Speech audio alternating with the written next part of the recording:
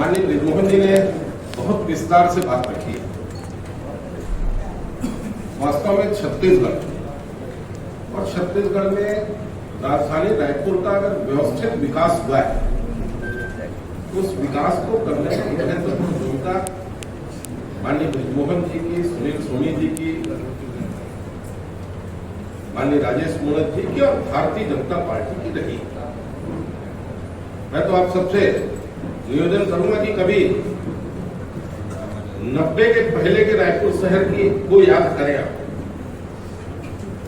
और छत्तीसगढ़ बनने के बाद पहले रायपुर शहर की क्या स्थिति थी और डॉक्टर रमन सिंह के पीरियड में 15 साल में जो काम हुए उसकी क्या स्थिति थी। इंफ्रास्ट्रक्चर के क्षेत्र में पूरा काम माननीय ब्रिजमोहन जी, माननीय सुनील सोनी जी के पीरियड में हुआ है और राजेश मूणत जी के पीरियड हुआ है, जिससे विकास हुआ है। और उससे भी महत्वपूर्ण बात यह है, विकास के साथ साथ व्यक्तिगत रूप से जो हितग्राही मूलक योजनाएं चलती है, ये सारी हितग्राही योजनाओं की शुरुआत भी भारतीय जनता पार्टी, चाहे 1 रुपए किलो के चावल देने की बात हो, चाहे आयुष्मान के इलाज की बात हो, चाहे स्वच्छ भारत अभियान के अंतर्गत शौचालय निर्माण की बात हो, चाहे प्रधानमंत्री आवास के निर्माण की बात हो, सारे काम भारतीय जनता पार्टी की सरकार के पीरियड में हुए। 15 साल पहले भारतीय जनता पार्टी की सरकार रही, 5 साल बीच में भूपेश जी की सरकार रही, कांग्रेस की सरकार, और लगभग 10 महीनों से हमारी सरकार। 5 वर्ष में लगभग विकास का काम रुक गया। हितग्राही योजनाएं भी लगभग बंद हो गई और 10 महीने में जो काम हुआ है, जिसका सीधा लाभ छत्तीसगढ़ के 75 से 80% परिवार को मिल रहा है। आज छत्तीसगढ़ के 70 लाख हमारी माताओं बहनों को महतारी वंदन योजना का लाभ मिला है।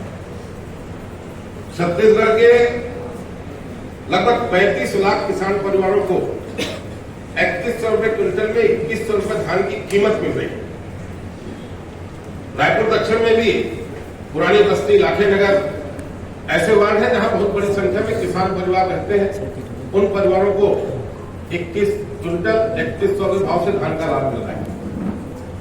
2 साल का बकाया बोनस भारतीय जनता पार्टी की सरकार ने दिया है। और सबसे महत्वपूर्ण बात है कि भूपेश बघेल की सरकार में 5 साल में युवाओं के साथ जो खेल हुआ था, उनके भविष्य के साथ जो खिलवाड़ करने का काम किया, बीएससी घोटाला, उसकी जांच सरकार कर रही है।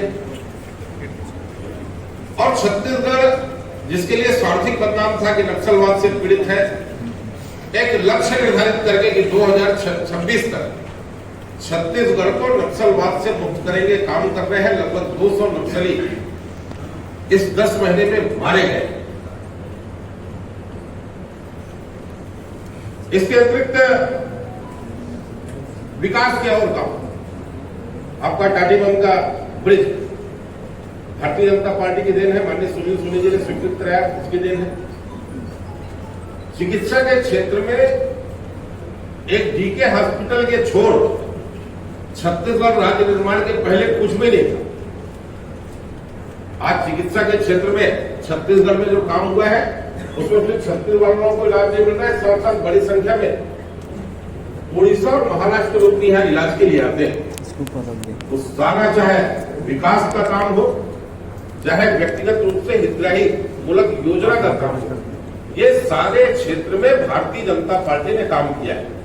और मैं ये मान के चलता हूं कि 10 महीने में विष्णुदेव जी की सरकार ने क्षेत्र की जनता के हित में काम किया है। उसका लाभ रायपुर दक्षिण के चुनाव में भारतीय जनता पार्टी को मिलेगा। माननीय ब्रिजमोहन जी ने 35 साल तक जो रायपुर दक्षिण की जनता की सेवा की है, उसका लाभ भारतीय जनता पार्टी को मिलेगा और भारतीय जनता पार्टी प्रचंड बहुमत के साथ रायपुर दक्षिण का चुनाव जीतेगी। धन्यवाद।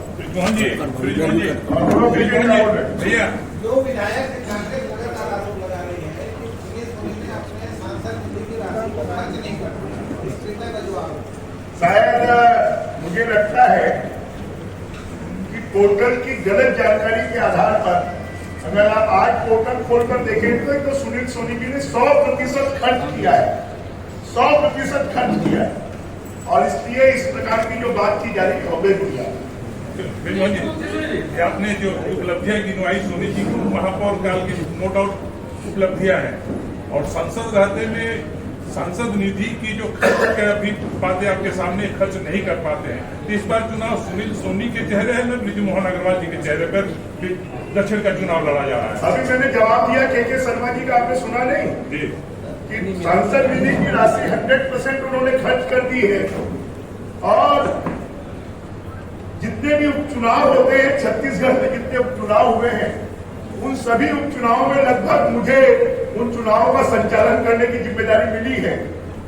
तो रायपुर शहर में और दक्षिण की जब बात होगी तो बृजमोहन के चेहरे के बिना आप चुनाव नहीं लड़ सकते, इसलिए बृजमोहन में चुनाव लड़ना है, सुनील सोनी में चुनाव लड़ना है। ये कांग्रेस कह रही है कि यहाँ पे कि नामांकन में जब हम शामिल हुए तो उतने जोर से शामिल नहीं होते जिससे सुनील सोनी के कहीं ना कहीं उसे हराने का प्रयास विरोध नहीं कर रहा। बचपन जैसा क्यों प्रश्न करते हो? अरे उनके बोलने से क्या होगा? हमारा नामांकन कल है, कल देखना। कल मुहूर्त का नामांकन था और मुहूर्त के नामांकन में लिमिटेड लोग गए थे। नामांकन रैली हमारी कल है, जवाब ही नहीं देना है। बच्चों ने जैसा